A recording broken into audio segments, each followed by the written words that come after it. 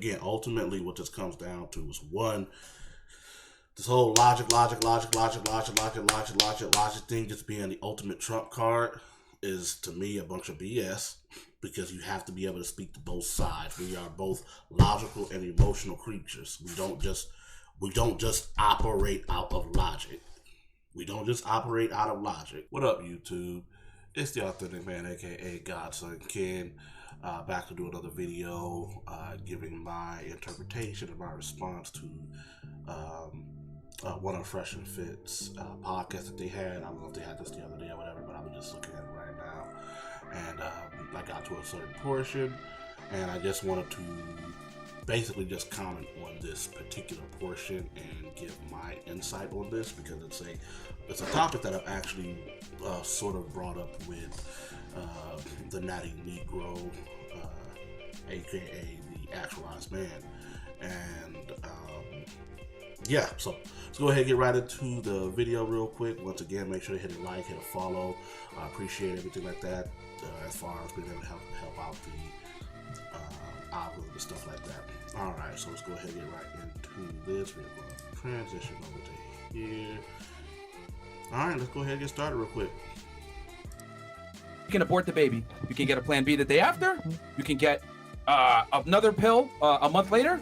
You can get a condom before the sex. There's 31 forms of contraception. That's the reality. Now, I know you're saying, well, race, social status, etc. All this plays into play. That's not what the conversation is. I am simply saying, number one, because we're going to bring this all the way full circle, there's no right or privilege that a man enjoys that a woman does not. That's a fact, okay? And I used abortion as an example. I said a man has no control over abortion. If I have the baby with you and I want to have the baby, I don't have a say in the child being born or not. You choose. It's pro-choice, which is fantastic. But again, it proves my point, which is what I said. Women enjoy a certain right and privilege that men don't. It's your body, but it is not my wallet. Well, your exact word was that women... Pro-life, right? It's your body, your choice, but it's not my wallet, my choice. So you can choose to have the child and drag me financially. Fine. That's a right and a privilege that women enjoy that men don't. So what I'm saying is this. With authority comes responsibility. Okay? So if you're a single mom or you get pregnant, it's your fault, because there's multiple times you could have got off the highway of pregnancy, 31 to be exact. All right, so I'm gonna comment on this, on what Myron basically just said, and for the most of it, I agree. Not necessarily in the way that he worded it, but I agree. I would say, first of all, when it comes to a pregnancy and a child being born, technically, it is both parties' fault. It's both parties. It's both the man and the woman's fault.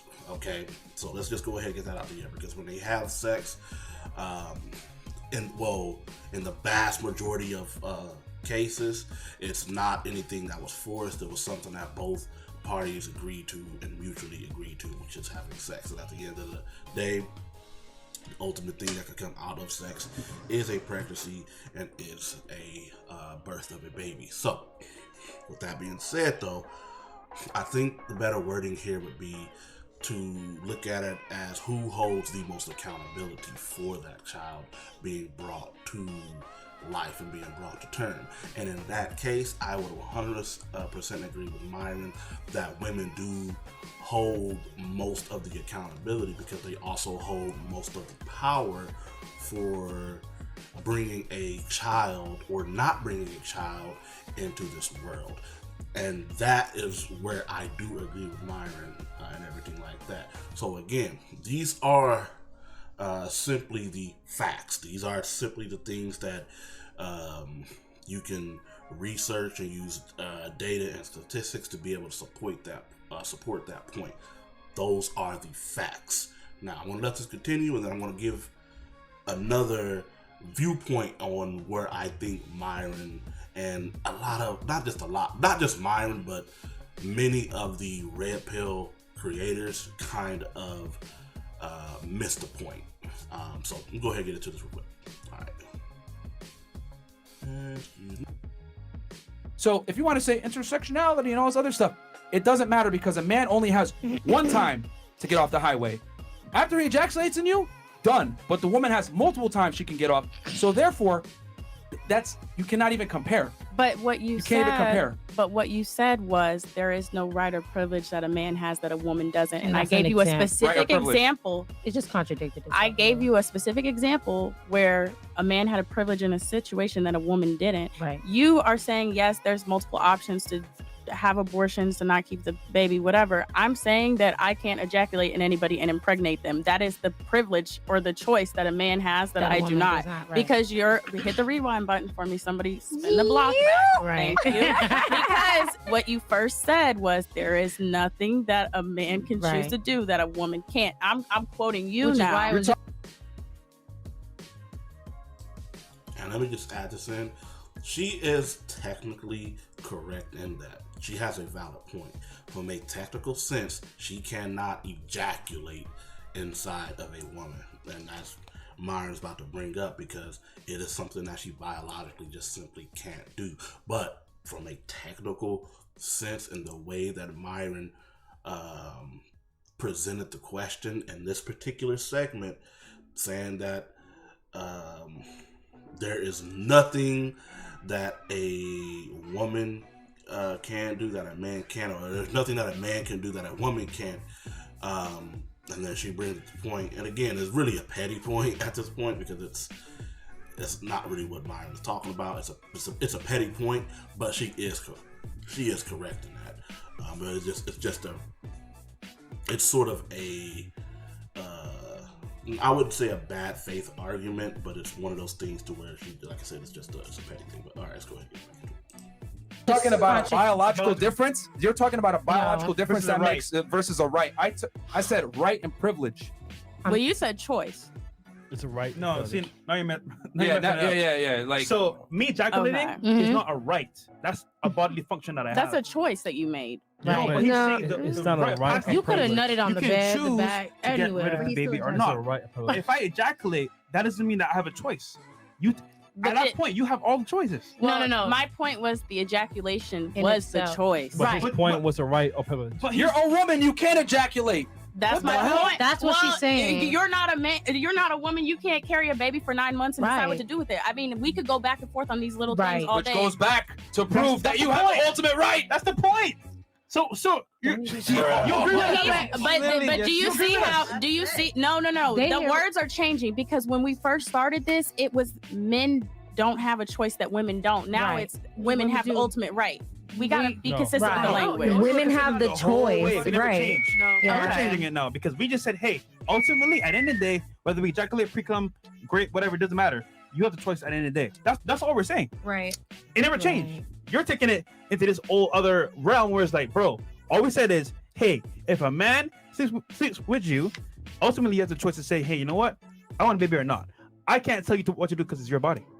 That's all we're saying. Your Right. body, your choice. We said that, but I also made the comment that men did have a choice at some point in that process. At some point, They No longer though. At the beginning, maybe he did. Okay, so At if the we're end, he only doesn't. talking about the conception of the baby and thereafter, like if we're only Yeah, talking about I feel when the like that's baby, what we're saying. And even still, a man has the so choice we not to only raise can a agree. child. So we don't Send an talk. asteroid. If we're only talking about after the fact, then okay, That's what we- because we're talking about months. That's what we all right, said. fuck it. It's 30 minutes of us saying the same thing back and forth. Right. That's what we Y'all said. didn't want to No, acknowledge what we were because saying. now you see, I'm like We're on pause, right? Like, No, we're not on pause. We're Oh. No, yeah. headphones back on. So yeah, I mean, I see them play the I was about to take the longest piss of my intro. Bro, I'm like, I need to get. I a see why you're drink. single. I need some coconut water. I ain't Now gonna I lie, see why fuck you're it. single. Yeah, because She's you're single 'cause she fucking. knows- And see, this is where Fresh and Fit needs to get better. It is not really Fresh. It's not really Myron himself. It's really the people around Myron, and specifically this dude right here. He does this a lot. if you are going to get mad at women for doing ad hominems, then you also have to hold yourself to doing an ad hominem. This whole "this is why you're single" thing has nothing to do with the argument and the conversation that they are currently having at the moment. But to sit there and bring this up and say, hey, this is why you're single, now you're changing the whole frame and the whole tone of the conversation, because it goes from having a conversation about the points and the topics to starting to have a conversation about people. And people are always going to get defensive over how they, or not I can say always, but usually going to get defensive over how they are being presented and everything like that. This is why you really shouldn't, when you're having these conversations, you should try to keep your personal life out of that conversation and just keep it in the generality. Don't start making it about a person. Just keep it on a topic and a subject. And this is where I would say this is where they have to get better, because they now shift this. They're now shifting this, and then they're going to get mad at when these people are saying, like, look, you're attacking me basically on an emotional level, but then you get mad when they have an emotional response. You see what I'm saying? But anyway, let's go ahead and continue this real quick, and then get to the real thing that really triggered me to want to make this video. Okay. All right, listen. Wow. The 30 minutes he been saying the same shit over, and then you've been doing the Matrix and shit. I'm telling you right now. Please listen to the fucking question. Sorry I mean, to say. I'll just say this. What's the chat? From this conversation, it was very clearly apparent to me that you guys were not listening, because when I asked you to say what was said prior, you guys were not able to articulate what I said. We had multiple conversations that led to However, I was able to clearly articulate back what you said to me. Yeah. So I was listening. However, you guys were not. Right. So, I mean, we can say what we want to say, but you cannot have a healthy discussion with someone unless you actively listen to what they're saying. I'm writing down everything you guys are saying. Right. So I'm listening. Okay. I attacked every single one of your points, not you, even though you feel like you're attacked. And quite frankly, the wage gap does not exist, and I systematically debunked that. It does not exist. Yeah. Oppression, as that you're trying to say, I'm a black woman and I'm being oppressed, and it's fucked up. Cap, but you actually have more of an advantage. Wow. You have an advantage. It's just an opinion. No, it's not an opinion. Because it doesn't affect him. If you go back, if you... Yo, this podcast is really crazy. No, it's not, because it really everything... is. It is funny. because not only do you pick the topic of conversation, but you also I didn't pick. You brought up the wage gap. You brought it up. You bait the conversation with questions that you've already decided the answer to, regardless of what I have The girls to say. disagree with your ass. The chat asked the Other question. people disagree with you. Yeah. Also, the chat. It's your fault. Yeah. The chat asked the question. I'm saying that the way you're not even receiving what I'm saying, because you've already made up in your mind how you're going to perceive this world. So yes, everything that I spit out is going to sound like horseshit to you, because you were never open to listening to it I in was the first place. extremely close to You were everything you were listening saying. to find a mistake, not to hear what I had to say. No, I was We're all listening good. extremely closely to every single thing you said. All right, I'm done. Well, I mean, Yeah, well, get off this. okay, cool. I mean, if she- All right, and that is pretty much where I want to, and what I want to talk about is that she has a point. First of all, get on her just like I got on Mr. Aaron or Chris, whatever his name is. As soon as you start bringing up and attacking the podcast or attacking the platform and stuff like that, that's when you run into an issue.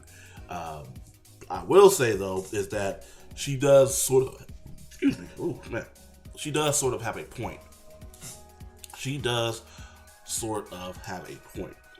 And this is something that I've seen with Red Pill, is that a lot of people, I ain't gonna say a lot, but many of the people that I've seen in the Red Pill space, and I used to be one of them myself until I had an awakening moment, really internalized the Red Pill indoctrination, the Red Pill philosophy, to the point to where anything or any type of valid critique is immediately shunned. and it's immediately shunned on the basis of, usually on the basis of, well, that what comes down to it of a facts don't care about your feelings, or these are the facts. Okay, this is the data point, and this is the data set, and this is the this, and this and that, and everything like that. And basically, what she has said is that, look, y'all already came up with, y'all already had an opinion on this subject. You guys already came into the conversation with your minds made up. She's basically saying that you're not coming into the conversation to have you're not coming into the conversation in good faith and being open to receive new information and open to receive new ideas. You're coming into the conversation to where you are just right and you're hammering home your philosophy. And even when valid points are brought up against that philosophy, you're just going to throw them out the way and say, well, you're just being in your feelings and everything like that. And sometimes, especially when it comes to women, they are in their emotion. And this is what I wanted to talk about because I had this conversation again with the Natty Negro. If we are going to want to have women become more logical, we are going to have to understand that the men are going to have to become more, or understand their emotions more. And there has to be a point to where we as a group can kind of meet in the middle, because this is the language that many women really understand. Not necessarily a logical one, but one that is of emotion and feeling and stuff like that. Men are typically the ones that are purely based in straight logic. But just because something is based in logic doesn't necessarily mean it is correct or ethical. Let me give you an example. Slavery. A white man usually do this, but really white people in general can logically tell you that slavery was a necessity at that time. It was a logical choice at that time. Not necessarily a necessity, but it was a logical choice at that time. And they have valid points. Hence, shit, they became one of the greatest civilizations as far as power dynamics in the world. Based on that stuff. That was the logical thing. And if you're going to say that, well, we're just going to base everything based on logic, then you should have no problem with slavery. You should have no problem with, I'm trying to give another example. You should have no problem when somebody like, here, I'll give you like a fictional example for whatever, because for some reason my mind's going blank. Y'all remember, if you guys have ever watched the Age of Ultron movie, and he was like, well, the logical conclusion is you humans are your own worst enemies, and so thus you guys need to be wiped from the planet. That's a logical solution, and there are valid points within that. You see what I'm saying? But then you have to also be able to speak to the kind of the emotional side, the ethical side of things, because that's the language of ethics that's ultimately the language of ethics for most of the time. It's not necessarily a language of let's just talk about what's facts, let's just talk about what's logical, let's just talk about what we can statistically prove. It's a language of, okay, how is this going to make those people feel? Are we going to say that it's logical for us to think that we are better, and it's logical for us to think that we are better than these set of people? Because if we think that we are better than these set of people, and we down these set of people and say that these people are not even people, they're below human, they're below average, they're subhuman and stuff like that, we can then logically conquer these people and say, you know what, we're not even conquering these people because they're not people at all. You see, there's a logical aspect in that, and and there's some truth to that. Again, you can back it up by data and stuff like that. Well, this is why so many people were able to go along with this way of thinking because it made sense to them. There was some truth to that. There was some validity to that. There was some logic to that. But that doesn't necessarily make that correct.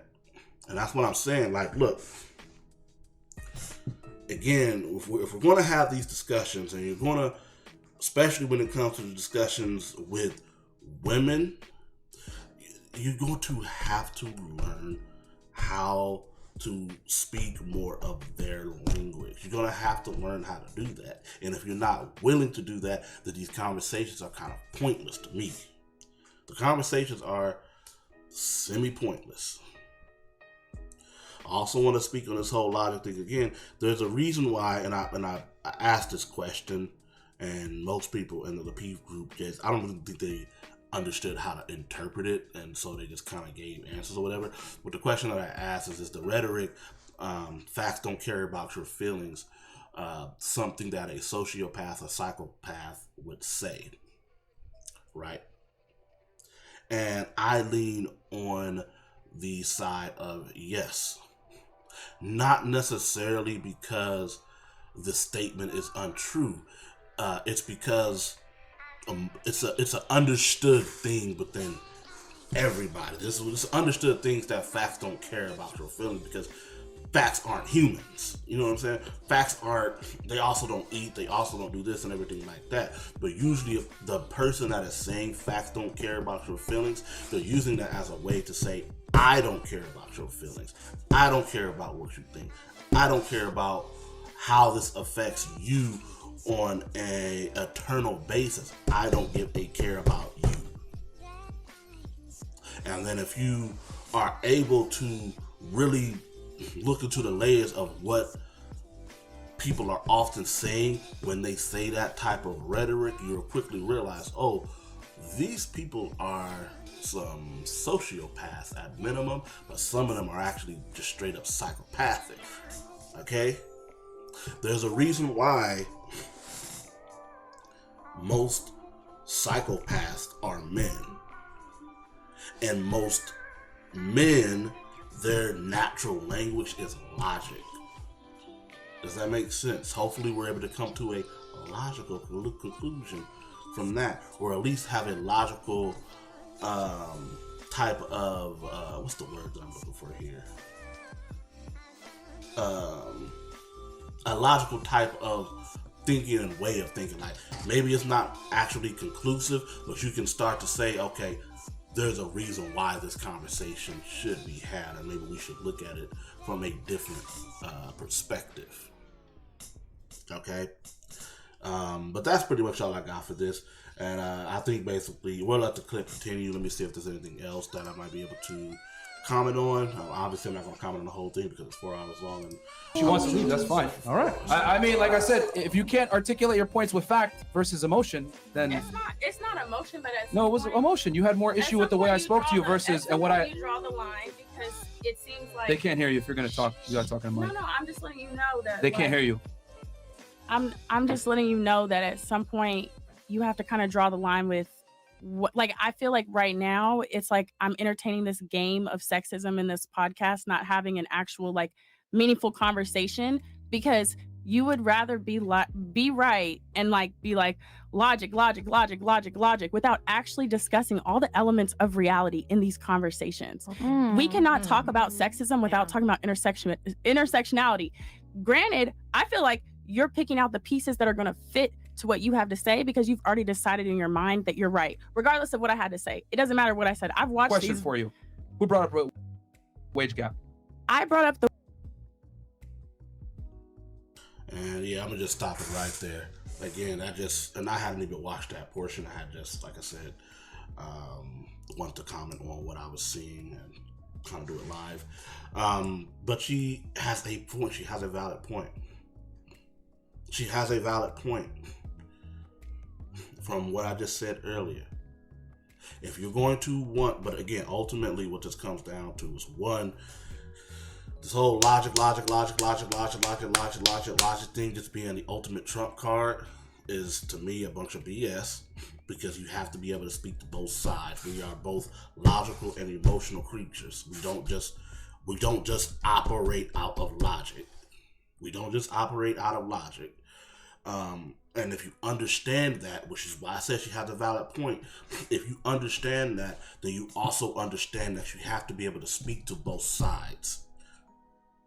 And if we can come to the agreement, which I think most of the people that will watch this video, or most of the people that just talk about issues going on, issues going on between men and women and stuff like that, we'll at least be able to come to the agreement that men typically are more logical based, and women are typically more emotional based. And if we understand that, then that means that if we're, again, as men, we're gonna have women, y'all gonna have to become more logical in you guys' way of thinking.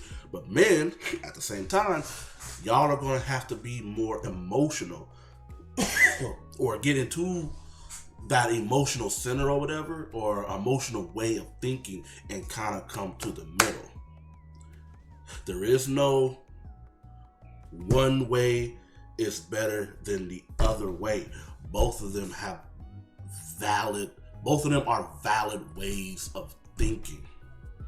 Both of them have some type of validity in the way that is thinking. Neither side is 100% correct. But when you try to just say you're only going to come from this side, or you're never going to come from this side over here, then you are painting yourself in a box. And as the young lady just said, you're coming to the conversation in a disingenuous manner. Thank you guys for watching. This is the Authentic Man, aka Godson Ken. Once again, please remember to leave a like, follow, comment, and if you have a disagreement or you have a different perspective on this, I am more than willing to know and hear. My Linktree stuff should be below. Go follow the Lapeef Network and everything like that. If you haven't already on Facebook, they have very great insights and conversations, and I think so many people can get and learn something from them. But other than that, once again, thank you guys for watching. This is the Authentic Man, aka Godson Ken, saying peace out until next time.